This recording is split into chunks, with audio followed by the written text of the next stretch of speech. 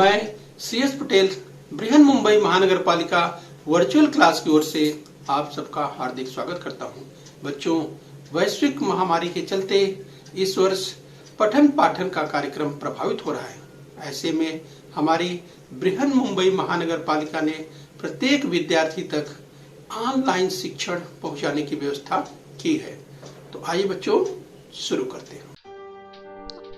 बच्चों, कक्षा 7 में तो स्क्रीन पर आप देख पा रहे बच्चों इतिहास और नागरिक शास्त्र कक्षा 7वीं की पाठ्य पुस्तक का फ्रंट पेज। तो कक्षा 7वीं में आज हम पढ़ेंगे इतिहास यानी हिस्ट्री की बात करेंगे। और बच्चों आज हम पढ़ेंगे 12वां पाठ साम्राज्य की प्रगति भाग 2 in progression of the empire part 2 की हम बात करेंगे। तो बच्चों पार्ट 1 हमने अध्ययन कर लिया है। आज हम पढ़ने वाले हैं 12वां पाठ साम्राज्य की प्रगति भाग 2 part 2 progression of the empire.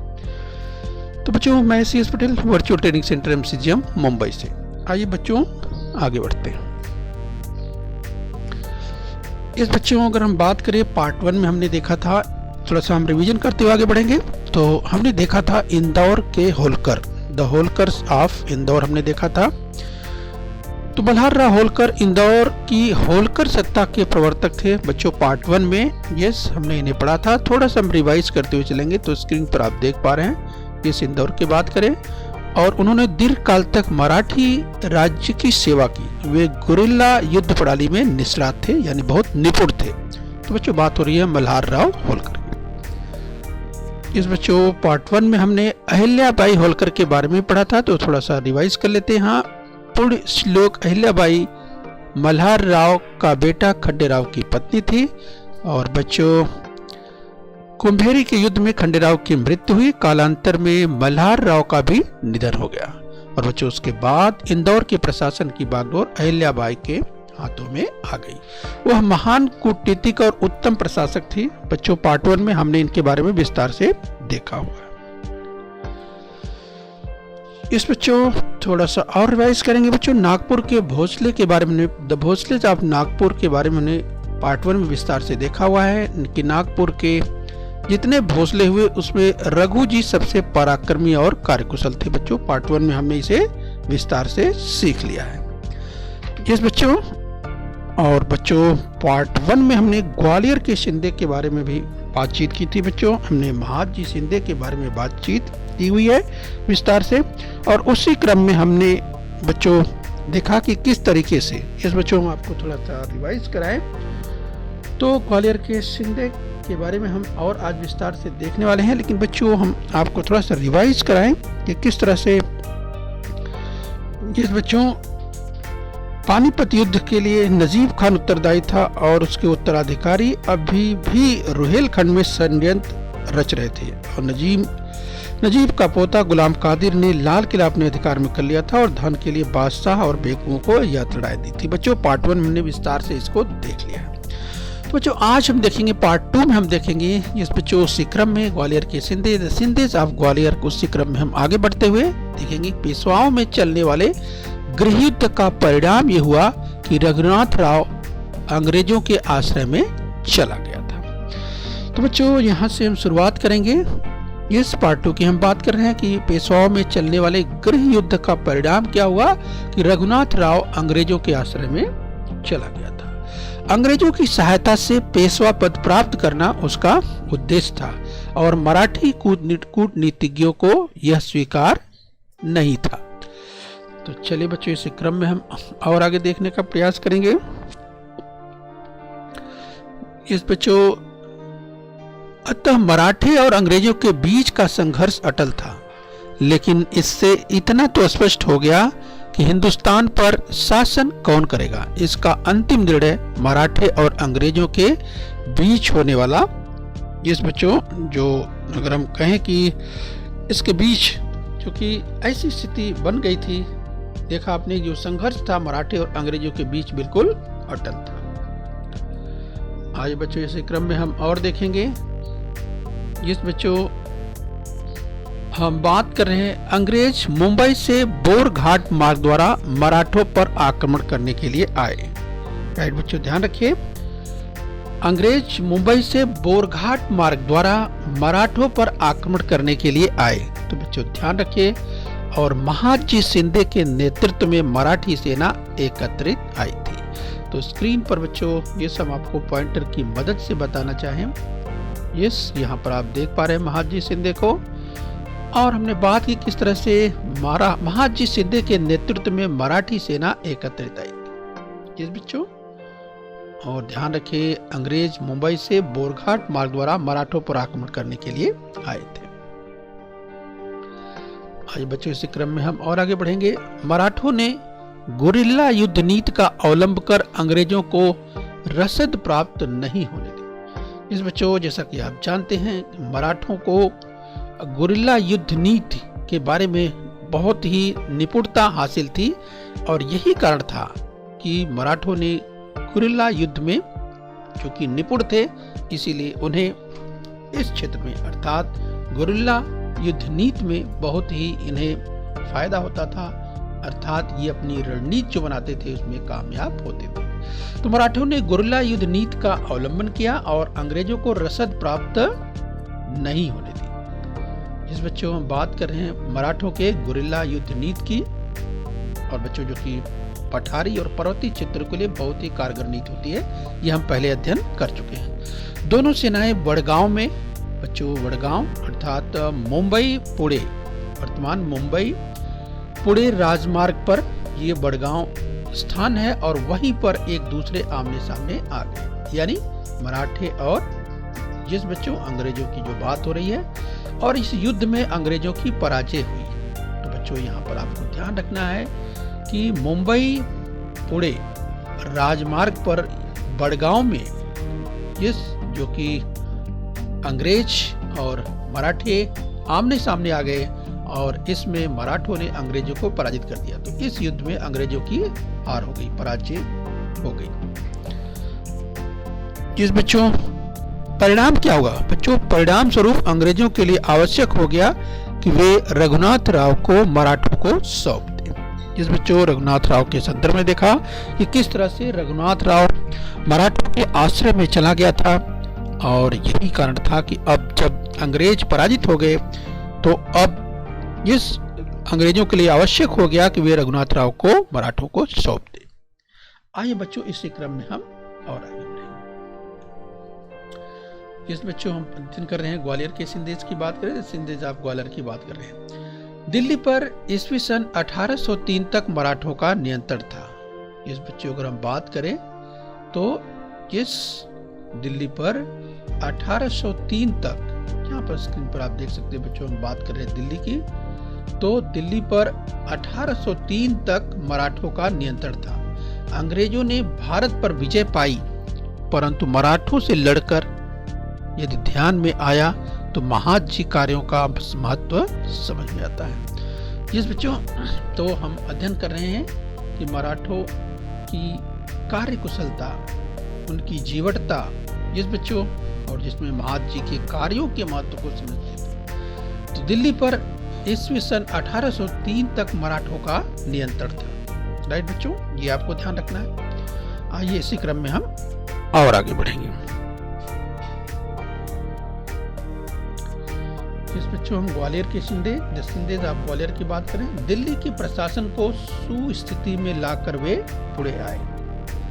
Pune के समीप वानवड़ी में उनकी मृत्यु हुई। इस बच्चों पुणे के पास वानवड़ी में उनकी मृत्यु हुई, और वहीं उनकी स्मृति में छतरी बनाई गई है। तो बच्चों यहाँ स्क्रीन पर आप देख सकते हैं पुणे के पास, इस बच्चों पुणे के पास वानवड़ी में उनकी मृत्यु हुई, और वहीं पर जो शिंदे की छतरी आप देख सकते हैं स्क्रीन पर, शिंदे की छतरी, इस बच्चों शिंदे की छतरी वानवड़ी पुणे आपको दिखाई दे रहा है। तो बच्चों ये वानवड़ी पुणे के पास में है, वहीं पर उनकी मृत्यु हुई। इस बच्चों तो देख सकते हैं शिंदे की छतरी वानवड़ी पुणे।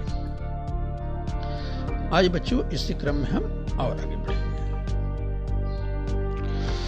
तो बच्चों शिंदे, होलकर और भोसले की भांति कुछ अन्य प्रमुख सरदारों की बात करें तो कुछ अन्य प्रमुख सरदारों ने मराठी राज्य की उल्लेखनीय सेवा दी। तो बच्चों शिवाजी महाराज ने जिस नौसेना का निर्माण करवाया उसे कान्होजी और तुलाजी आंग्रे पिता पुत्र ने शक्तिशाली बनाया।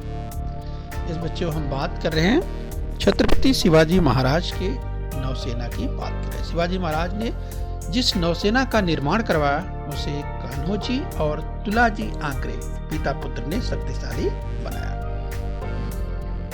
इस बच्चों आइए इसी क्रम में हम और आगे बढ़ेंगे। इसी शक्तिशाली नौसेना के बल पर उन्होंने पुर्तगाली, अंग्रेज और सिद्दी जैसी नौसैनिकी सत्ताओं को अपने नियंत्रण में रखा और मराठी राज्य के तट क्षेत्र की रक्षा की। राइट बच्चों, तो ध्यान रखना है, इस शक्तिशाली नौसेना की बात कर रहे हैं। इस तो किस तरीके से शक्तिशाली नौसेना के बल पर ही उन्होंने पुर्तगाली, अंग्रेज और सिद्दी जैसे नौसैनिकी सत्ताओं को अपने नियंत्रण में रखा और मराठी राज्य के तट क्षेत्र की रक्षा की। तो ये हमें ध्यान रखना है। जिस बच्चों हम अध्ययन कर रहे हैं ग्वालियर के Sindhis, the Sindhis of Gwalior की। बच्चों, सेनापति खंडेराव दाभाड़े और उसका बेटा त्रिंबक राव ने गुजरात में मराठी सत्ता की नींव रखी। तो बच्चों हम बात कर रहे हैं गुजरात की, तो यहाँ पर समझ सकते हैं सेनापति खंडेराव दाभाड़े और उसका बेटा त्रिंबक राव ने गुजरात में मराठी सत्ता की नींव रखी। खंडेराव की मृत्यु के बाद उसकी पत्नी उमाबाई ने अहमदाबाद के मुगल सरदार को पराजित किया। ध्यान रखिए बच्चों, खंडेराव की जब मृत्यु हो गई तो उनकी पत्नी उमाबाई उन्होंने अहमदाबाद के मुगल सरदार को पराजित किया और वहां का किला जीत लिया। तो बच्चों यहाँ पर ध्यान रखना है कि किस तरह से उमाबाई ने अदम्य साहस का परिचय दिया और अहमदाबाद के मुगल सरदार को पराजित कर दिया और वहां का किला जीत लिया। आइए बच्चों इसी क्रम में हम और आगे बढ़ेंगे। इस बच्चों अध्ययन करें ग्वालियर के Sindhis, the Sindhis of the Gwalior, the Sindhis of Gwalior. आगे चलकर गायकवाड़ों ने गुजरात के वडोदरा, इस बच्चों वडोदरा यानी वडोदरा, स्क्रीन पर आप देख सकते हैं जिस वडोदरा की बात कर रहे हैं यहाँ पे है, आप देख रहे हैं वडोदरा लिखा हुआ है, उसके ऊपर काला सा डाट आपको दिखाई दे रहा है, वही वडोदरा है। तो आगे चलकर गायकवाड़ों ने गुजरात के वडोदरा यानी बड़ौदा को अपना सत्ता केंद्र बनाया। उत्तर में मराठी सत्ता का विस्तार करने में मध्य प्रदेश के धार और देवास के पवारों ने शिंदे और होलकर को बहुमूल्य योगदान दिया। तो बच्चों ध्यान रखना है, उत्तर में मराठी सत्ता का विस्तार करने में मध्य प्रदेश के धार और देवास के पवारों ने शिंदे और होलकर को बहुमूल्य योगदान दिया। ये हमें ध्यान रखना है। आइए बच्चों इसी क्रम में हम और आगे बढ़ेंगे।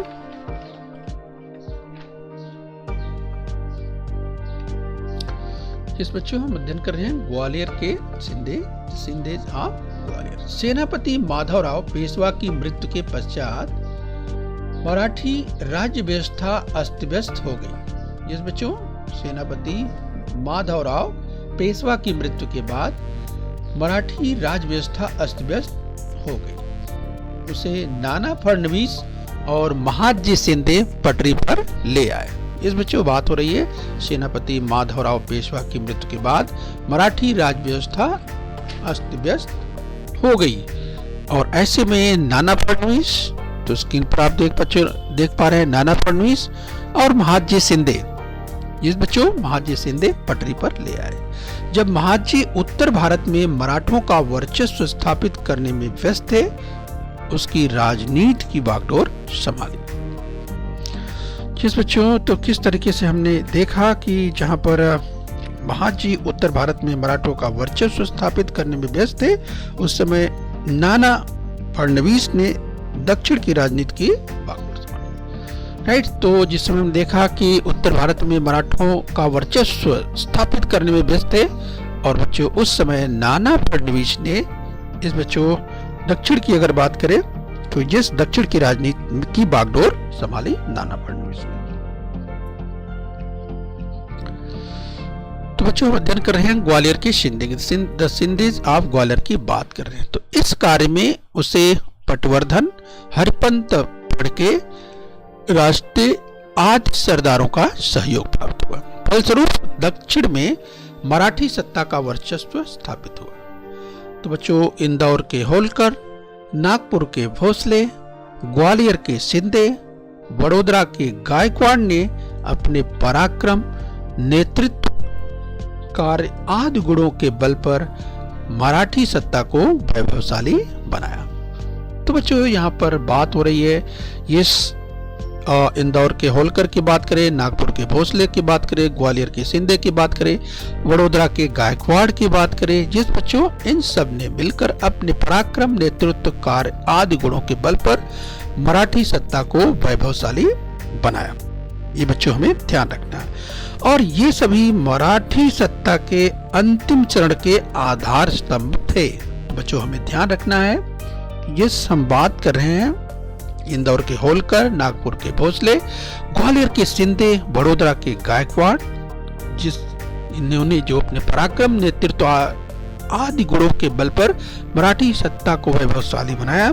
और बच्चों ये सभी मराठी सत्ता के अंतिम चरण के आधार स्तंभ थे, ये हमें ध्यान रखना है।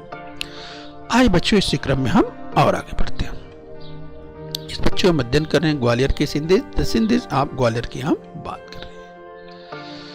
मराठी सत्ता का उत्तर और दक्षिण भारत में प्रभाव निर्माण करने में मराठी सरदार सफल हुए, परंतु महादजी शिंदे और नाना फडणवीस की मृत्यु के बाद मराठी सत्ता का पतन प्रारंभ हो गया। तो बच्चों यहाँ पर हम समझ सकते हैं कि मराठी सत्ता किस तरह से उत्तर और दक्षिण भारत में ये बहुत ही प्रभावशाली कह सकते हैं कि भूमिका रही, और जो प्रभाव निर्माण करने में मराठी सरदार सफल हुए थे। लेकिन आगे चल करके महादजी शिंदे और नाना फडणवीस की मृत्यु के बाद मराठी सत्ता का पतन प्रारंभ हो गया। और बच्चों इस कालखंड में रघुनाथ राव का बेटा बाजीराव द्वितीय पेशवा था, उसमें नेतृत्व योग्यता का अभाव था। तो बच्चों यहाँ पर हम समझ सकते हैं जिस कालखंड की हम बात करें, इसमें रघुनाथ राव का बेटा बाजीराव द्वितीय पेशवा था और उसमें नेतृत्व योग्यता का अभाव था, यानी नेतृत्व योग्यता का अभाव था। और इसके विपरीत उसमें अनेक दोष थे। और बच्चों उसका परिणाम क्या हुआ, वह मराठा सरदारों में एकता निर्माण नहीं कर सका। तो बच्चे यहाँ समझ सकते हैं कि रघुनाथ राव का बेटा बाजीराव द्वितीय पेशवा था और उसमें नेतृत्व योग्यता का अभाव था, और इसके विपरीत उसमें अनेक दोष थे। वह मराठा सरदारों में एकता निर्माण नहीं कर सका। और बच्चों उसका परिणाम क्या हुआ, मराठा सरदारों में आपसी फूट पैदा होने से मराठी सत्ता भीतर से खोखली हुई। और यही कारण था कि अब मराठा सरदारों में ही आपस में फूट हो गई। और बच्चों इसका परिणाम क्या हुआ, इसका परिणाम हुआ जब आपस में ही फूट हो गई तो मराठी सत्ता अंदर से भीतर से धीरे धीरे खोखली होने लगी, कमजोर होने लगी। ऐसे अनेक कारणों से बाजीराव द्वितीय के कार्यकाल में मराठों का उत्तर और दक्षिण में प्रभाव क्षीण होता चला गया, यानी कमजोर होता चला। जो पहले उत्तर और दक्षिण में मराठों ने जिस परिश्रम से, जिस मेहनत से, जिस कह सकते हैं कि परिश्रम से जो अपना कह सकते हैं प्रभाव तैयार किया था उत्तर और दक्षिण में, लेकिन आपने देखा कि बाजीराव द्वितीय के कार्यकाल में मराठों का उत्तर और दक्षिण में प्रभाव क्षीण होता गया। और इसके बाद उसका परिणाम क्या हुआ, वो परिणाम बच्चों यहाँ पर जानिए कि ये उसके बाद परिणाम में हुआ कि मराठी सत्ता का स्थान अंग्रेजों ने ले लिया। ईस्वी सन 1817 में अंग्रेजों ने पुणे को अपने अधिकार में कर लिया और वहां अपना यूनियन जैक, यस बच्चों ध्यान रखिए 1817 की बात हो रही है। तो बच्चों 1817 में अंग्रेजों ने पुणे को अपने अधिकार में ले लिया। तो स्क्रीन पर आप देख सकते हैं बच्चों, यहाँ पुणे आपको दिखाई दे रहा है। और पुणे को अपने कब्जे में अंग्रेजों ने कब कर लिया, 1817 में। इस बच्चों 1817 में अंग्रेजों ने पुणे को अपने अधिकार में कर लिया और वहां अपना यूनियन जैक, यानी जो अंग्रेजों का ध्वज, अंग्रेजों का झंडा बच्चों यूनियन जैक, उसे फहरा दिया। तो इस तरह से यहाँ पर यूनियन जैक देख सकते हैं। इस तो अंग्रेजों का ध्वज यूनियन जैक 1817 में किस तरह से पुणे को अधिकार में करके अंग्रेजों ने वहां फहरा दिया। इस बच्चों इसमें सन 1818 में यानी अगले वर्ष यानी एक साल बाद की बात करें तो सोलापुर जिले की आष्टी नामक स्थान पर हुई लड़ाई में अंग्रेजों ने मराठों को पराजित कर दिया। तो बच्चों देखिए किस तरह से आपसी मतभेद की स्थिति धीरे धीरे कमजोर होते मराठे और आखिर में देखा 1817 में जहां पुणे पर अंग्रेजों ने कब्जा कर लिया, यूनियन जैक ध्वज लहरा दिया। इसके साथ ही 1818 में एक साल बाद सोलापुर जिले की आष्टी नामक स्थान पर लड़ाई हुई जिसमें अंग्रेजों ने मराठों को पराजित कर दिया। तो आपसी मतभेद का भी आप देख सकते हैं यहाँ परिणाम। तो इस तरीके से बच्चों 1818 में सोलापुर जिले के आष्टी नामक स्थान पर जो लड़ाई हुई उसमें अंग्रेजों ने मराठों को पराजित कर दिया। बच्चों इसका परिणाम क्या हुआ? उसका परिणाम यह हुआ कि मराठी सत्ता समाप्त हो गई। यह घटना भारतीय इतिहास में बहुत बड़ी परिवर्तनकारी घटना सिद्ध हुई। राइट, तो जो ध्यान रखना है जिस घटना की बात कर रहे हैं बहुत ही बड़ी परिवर्तनकारी घटना सिद्ध हुई। और बच्चों इस घटना की जो हम बात कर रहे हैं, इस घटना के पश्चात अंग्रेज लगभग संपूर्ण भारत को अपने आधिपत्य में ले आए। तो देखा आपने कि किस तरह से मराठी सत्ता छीड़ होने के साथ अंग्रेज किस तरह से हावी होते चले गए और धीरे धीरे आपने देखा कि इस घटना के पश्चात अंग्रेज लगभग संपूर्ण भारत को अपने आधिपत्य में ले आए। भारत का पश्चिमी विश्व के साथ संपर्क बढ़ गया और इसके साथ ही बच्चों भारतीय समाज व्यवस्था में भी कई परिवर्तन शुरू हो गए। अनेक पुरानी बातें कालबाह्य हो गई और वे सब हाशिए पर चले गए। यानी अब परिवर्तन शुरू हो गया क्योंकि अंग्रेजों का शासन आ गया और अनेक जो पुरानी बातें थी वो कालबाह्य हो गई और वे हाशिए पर चली गई। एक बहुत बड़ा बदलाव आया। इस बच्चों एक बहुत बड़ा बदलाव आया। भारतीय इतिहास का मध्यकाल समाप्त हुआ और आधुनिक कालखंड प्रारंभ हुआ। इस बच्चों तो यहाँ पर देख सकते हैं, बात करें किस तरीके से बदलाव आया और भारतीय इतिहास का मध्यकाल यहाँ पर समाप्त हुआ और आधुनिक कालखंड प्रारंभ हुआ। तो बच्चों इसे आपको ध्यान रखना है। तो बच्चों हमने इस पाठ को अर्थात हमने साम्राज्य की प्रगति प्रोग्रेशन ऑफ एम्पायर, इस पार्ट को बच्चों हमने दो भागों में देखा। पार्ट 1 हम पहले ही पढ़ चुके हैं, पार्ट 2 हमने आज अध्ययन किया। यस बच्चों, तो पार्ट 2 में हमने विस्तार से देखा बच्चों ये ग्वालियर के शिंदे के बारे में चर्चा की, शिंदे की छतरी के बारे में आपने सुना, नाना फडणवीस और बच्चों किस तरीके से इस शिवाजी महाराज की जो नौसेना के संदर्भ में आपने देखा और देखा आपने कि मराठों की उत्तर और दक्षिण में जो प्रभाव थे उन प्रभाव को देखा कि किस तरह से आपसी फूट के कारण वो कम होता चला गया और इसका फायदा आपने देखा कि किस तरह से अंग्रेजों ने उठाया। 1817 में किस तरह से अंग्रेजों ने पुणे को अपने अधिकार में करके यूनियन जैक फहरा दिया, ये हमने देखा। और धीरे धीरे किस तरह से पूरे भारत में अंग्रेजों की सत्ता बढ़ती चली गई और बच्चों आपने देखा कि धीरे धीरे उनकी हुकूमत भारत के अधिकांश क्षेत्रों में बढ़ती चली गई। और बच्चों हमने देखा कि जो परिवर्तन की हमने बात की कि चूंकि एक बहुत बड़ा बदलाव आया और अब यहाँ से अर्थात भारतीय इतिहास का जो मध्यकाल समाप्त हुआ और आधुनिक कालखंड शुरू हुआ। तो चलिए बच्चों हमने इस पाठ को दो पार्ट में देख लिया है, दो भाग में। आइए अब हम अभ्यास कर लेते हैं।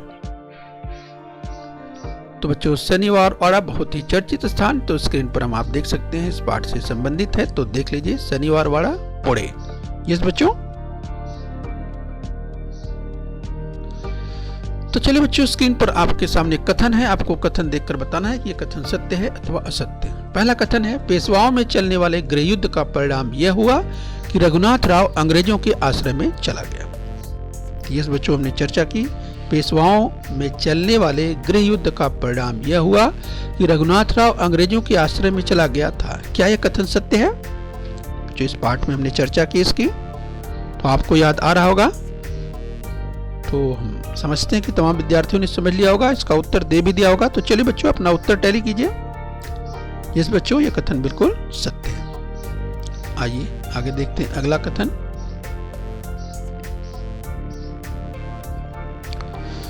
अगला कथन है, अंग्रेज मुंबई से बोरघाट मार्ग द्वारा मराठों पर आक्रमण करने आए। तो बच्चों क्या ये कथन सत्य है? अंग्रेज मुंबई से बोरघाट मार्ग द्वारा मराठों पर आक्रमण करने आए, तो क्या ये कथन सत्य है? इसकी चर्चा हमने की थी। तो बच्चों आपको याद आ रहा होगा, तो चलिए अपना उत्तर टैली कीजिए। यस, ये कथन बिल्कुल सत्य है। आइए बच्चों कथन और देखेंगे, जरा ध्यान से देखिए। अगला कथन, मराठों ने गुरिल्ला युद्ध नीति का अवलंबन कर अंग्रेजों को रसद प्राप्त नहीं होने दी। तो क्या ये कथन सत्य है? मराठों ने गुरिल्ला युद्ध नीति का अवलंबन कर अंग्रेजों को रसद प्राप्त नहीं होने दी। क्या ये कथन सत्य है? याद कीजिए, इसकी चर्चा हमने की थी, मुझे लगता है आपको याद आ रहा होगा। तो तमाम बच्चों ने उत्तर दे दिया होगा, तो चलिए अपना उत्तर टैली कीजिए। इस बच्चों ये कथन बिल्कुल सत्य है। मराठों ने गुरिल्ला युद्ध नीति का अवलंबन कर अंग्रेजों को रसद प्राप्त नहीं होने दी। आइए बच्चों ये कथन और देखेंगे, तो ध्यान से देखिए। मराठी सत्ता का उत्तर और दक्षिण भारत में प्रभाव निर्माण करने में मराठी सरदार सफल हुए, परंतु महादजी शिंदे और नाना फडणवीस की मृत्यु के बाद मराठी सत्ता का पतन प्रारंभ हुआ। तो क्या ये कथन सत्य है बच्चों? तो इस पाठ को आपने विस्तार से पढ़ा हुआ है, तो तमाम बच्चों को याद आ रहा होगा। तो चलिए अपना उत्तर टैली कीजिए।